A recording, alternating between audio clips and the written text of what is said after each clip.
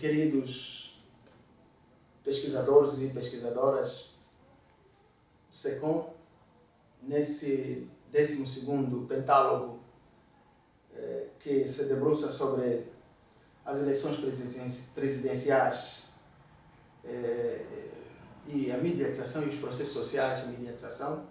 Nós estamos no nosso lugar de fala em Angola, República de Angola, que vem do pleito eleitoral 2022, e estou aqui com o professor doutor Padre Zeferino Ndulu Kapoor, com quem nós vamos fazer algumas breves palavras sobre o como a sociedade angolana tem enfrentado esse processo eleitoral, e, de modo muito especial, pretendemos examinar como os processos mediáticos têm permeado práticas eleitorais, inclusive a afetação das eleições por parte das mídias digitais, como votam os angolanos, se é por via de urnas, como o embate de opiniões se desloca dos velhos mídias para as redes sociais, ou então nessa cultura da mediatização e, sobretudo, da cultura digital. Portanto, o nosso enfoque é justamente este, para nesta análise comparativa podermos então estabelecer uma epistemologia que nos levará, que inserirá a sociedade angolana dentro das sociedades que compõem, portanto, esses processos mediáticos. E desde já, seja bem-vindo, senhor doutor. É com muita alegria e com muito prazer que nós o recebemos. O CISECO é um sistema, ou então é um centro internacional de investigação sobre a semiótica e também a comunicação social. E desde já, como professor, doutor, formado nesta área, como jornalista também, e agora doutor em Ciências Políticas, que considerações o senhor tem sobre o processo eleitoral em Angola?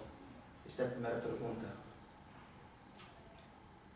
Muito bem, muito obrigado, Padre Banto Mendonça, pelo convite que me faz para participar neste diálogo sobre os processos eleitorais e a sua relação com o fenômeno mediático no nosso país, que é a grande incidência desta conversa. Eu saúdo também todos os pesquisadores e investigadores que do outro lado nos acompanham nesta interação, e porque isto também une um pouco aquilo que é a veia investigativa e acadêmica na área das ciências sociais, e permite que a troca de ideias possa também levar e trazer ao mesmo tempo, levar para lá e trazer de lá para cá o conhecimento que aumenta as nossas experiências. O tema é bastante interessante, de facto, sobre os processos eleitorais em Angola e a forma como os mídias, quer tradicionais, quer modernos, acompanham esses mesmos processos. Aqui há vários desafios. Nós temos que olhar um pouco para a evolução histórica no nosso país relativamente ao desenvolvimento do fenômeno mediático. Nós estamos a vir de um país que emergiu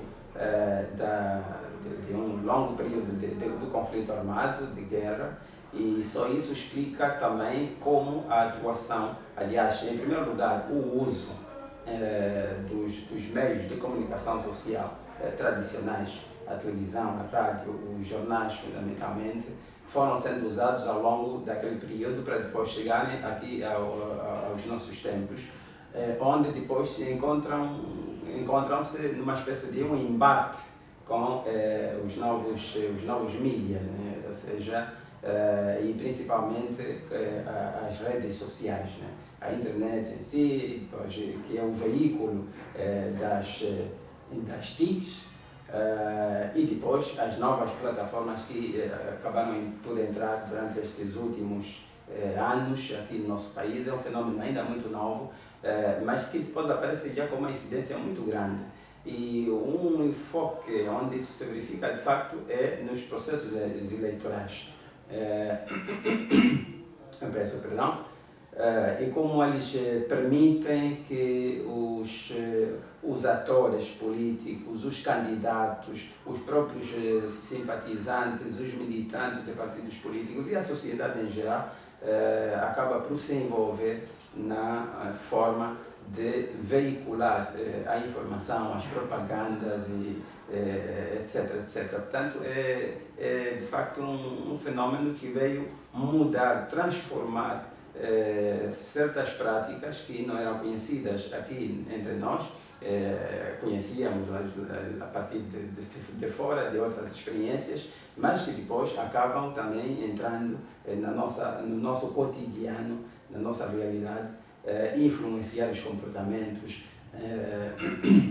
de toda uma sociedade, os comportamentos dos principais atores no que diz respeito às candidaturas para os cargos políticos, para os deputados, para a presidência da República, etc, etc. Portanto, numa maneira geral, colocada assim a pergunta, estamos neste mar que acaba por aglutinar sentimentos, atuações, atitudes, e isto acaba por aumentar, e é como temos vindo a verificar nos últimos tempos, acaba também por aumentar uma espécie de um conflito, no bom sentido, obviamente, de um conflito no consciente psicológico das pessoas, que a troca de mensagens, enfim, nas várias interações, acaba por, digamos,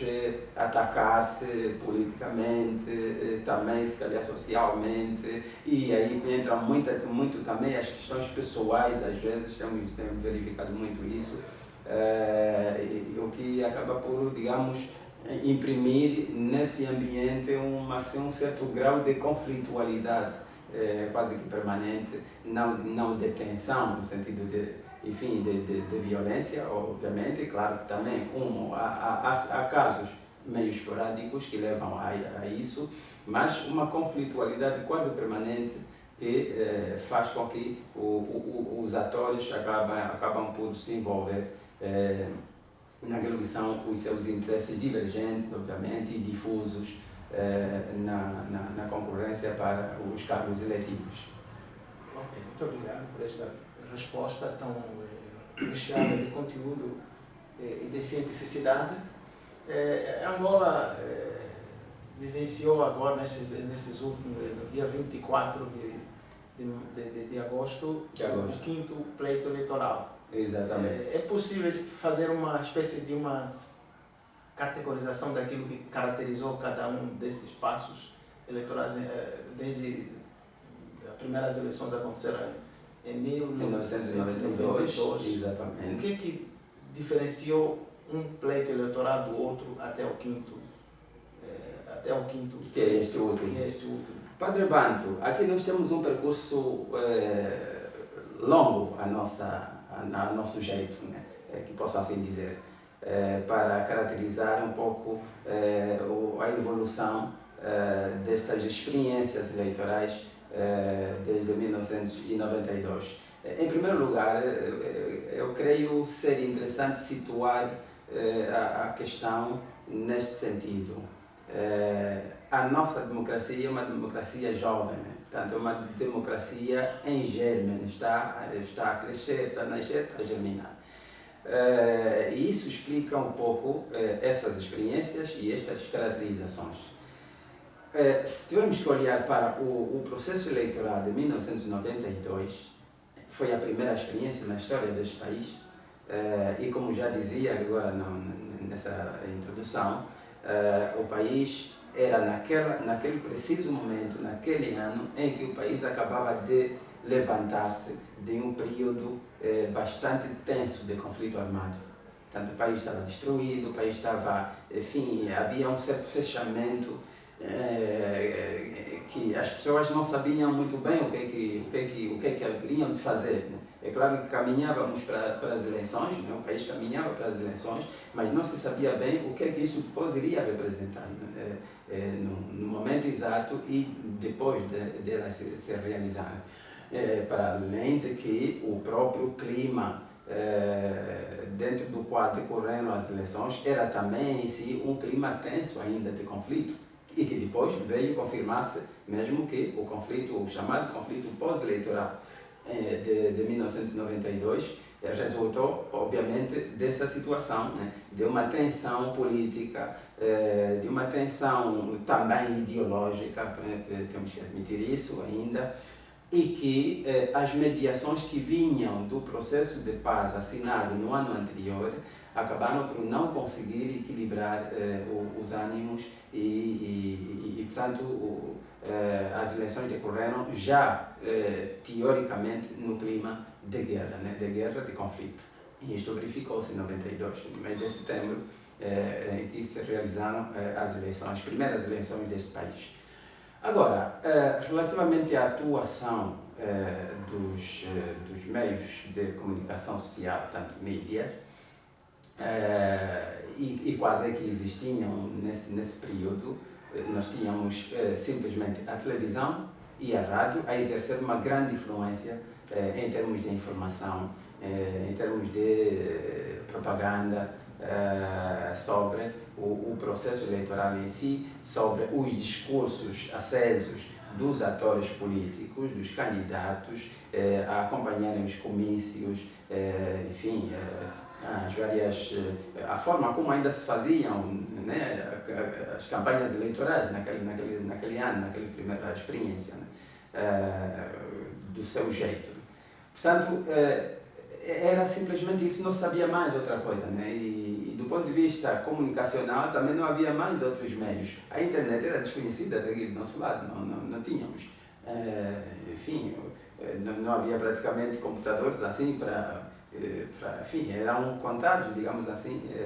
Portanto, era ainda assim, posso caracterizar como tendo sido uma experiência meio rudimentar, né, de processos eleitorais.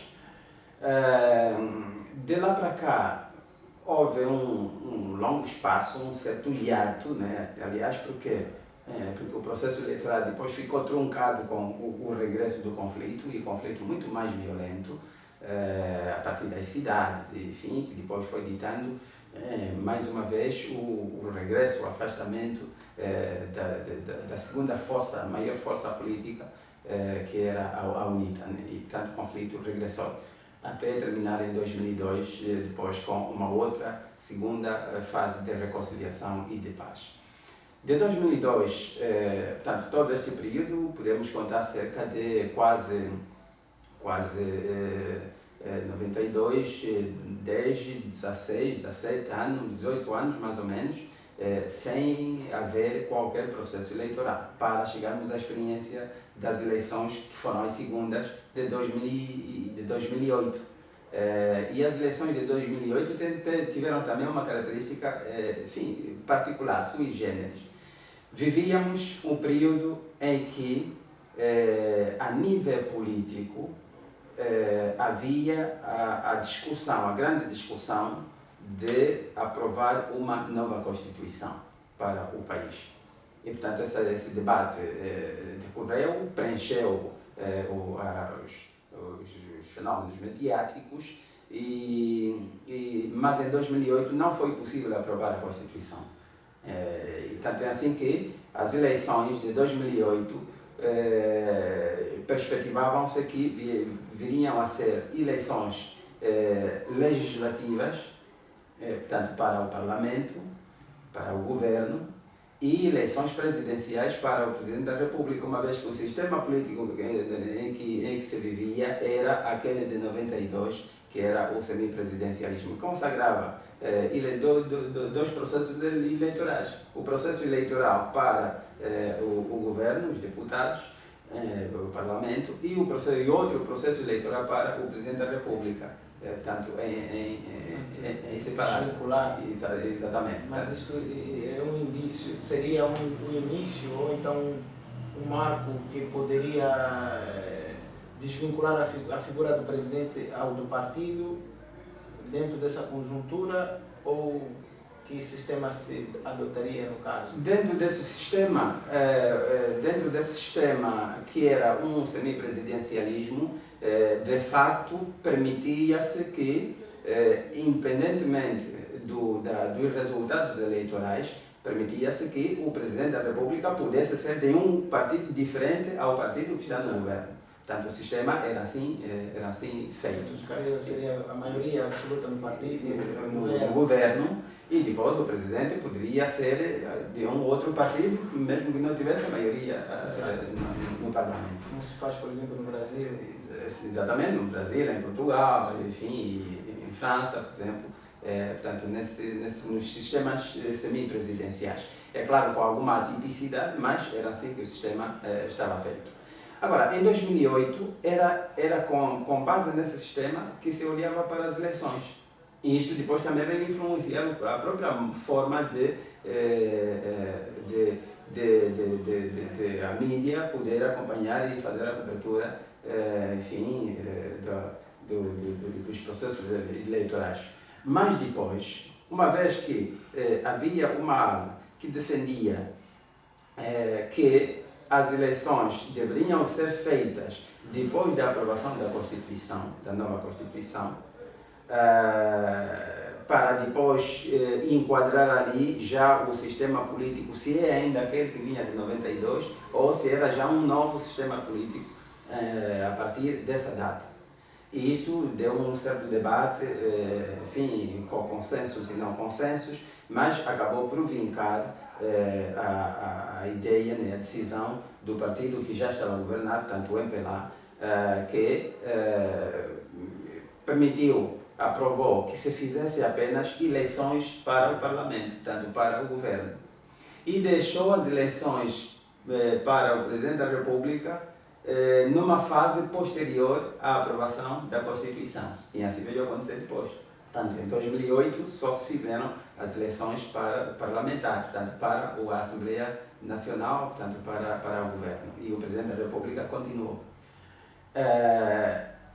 Depois de um grande debate, propostas sobre os sistemas políticos, sistemas de governo, durante esse período de 2008 a 2010, foi o grande debate que marcou o cenário político sobre a aprovação da Constituição. Fez-se uma grande campanha, enfim, os partidos políticos apresentaram os seus projetos para a Constituição, enfim, os 5 partidos políticos, depois fundiram-se esses projetos para 3 projetos, e desses 3 projetos fez-se digamos assim, fundiram-se, enfim, ficou adotado um único projeto que resultou na Constituição de 2010. Portanto, era a Constituição de 2010 que ditou já como é que depois os processos eleitorais em Angola deveriam ser unificados num único processo eleitoral para eleger o Presidente da República,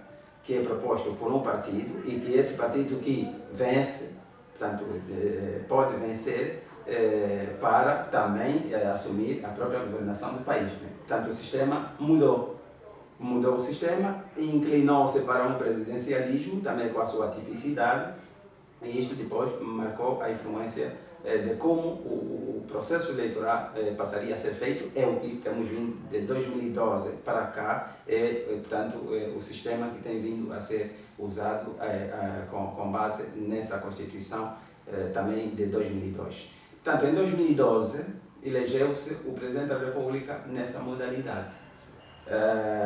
E em termos da organização do processo em si, dentro do qual a mídia joga um papel fundamental, um papel importante, estávamos também ainda num fenómeno mediático com as suas limitações, uma vez que não tinha havido uma grande evolução em termos, nesse sentido, a nível de investimentos, em toda a conjuntura da máquina, digamos, mediática aqui no nosso país. Continua a haver ainda o domínio da televisão, a rádio na cobertura das eleições, dos comícios, e aqui temos de realçar um dado que, na minha perspectiva, é bastante relevante nos fenómenos, digamos assim, nos processos eleitorais aqui no nosso país,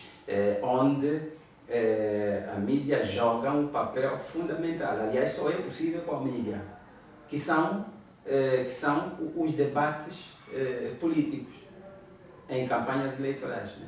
Nós não temos em Angola debates políticos em campanhas eleitorais, onde se debatem os programas que os candidatos propõem. Enfim, debates na televisão, por exemplo, debates na rádio, não temos essa.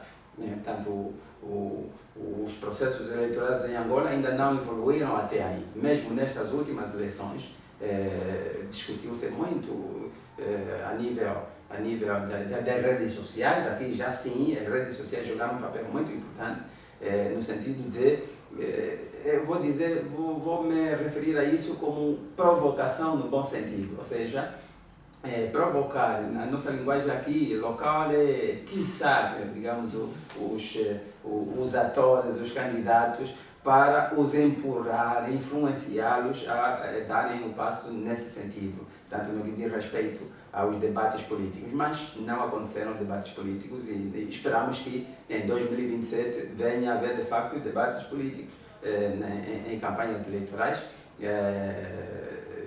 mediáticos, televisivos, radiofónicos e por outros meios que até lá certamente também serão descobridos. Portanto, para dizer que este processo, esse caráter evolutivo e diferencial de 92 até cá, traz essas diferenciações, quer na cobertura e divulgação mediática dos processos eleitorais, quer mesmo no próprio acontecer da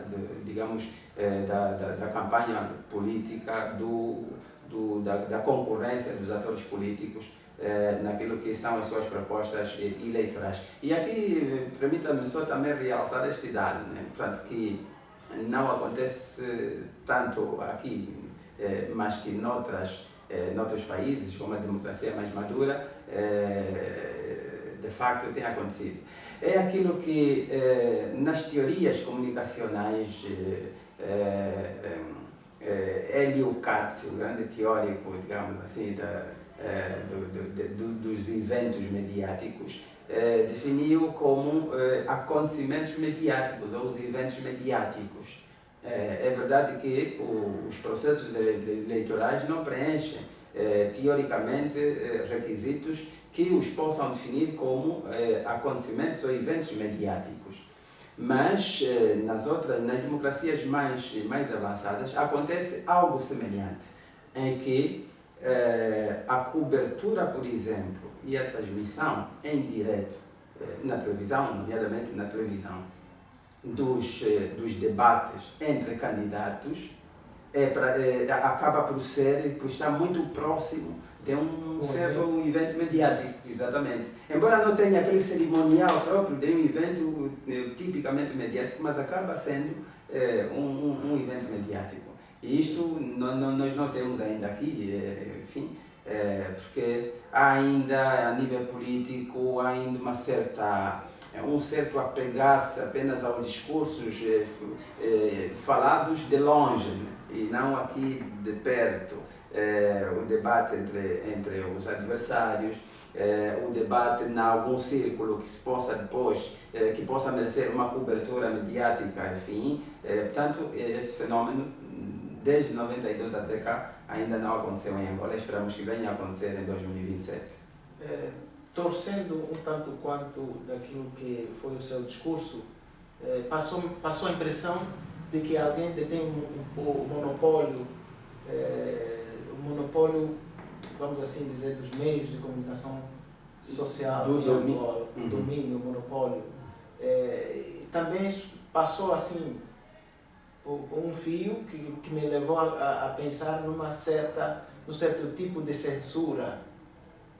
quando falava que a ausência dos debates políticos, da discussão dos projetos e programas de governo de candidatos, haverá uma certa censura na praça mediática.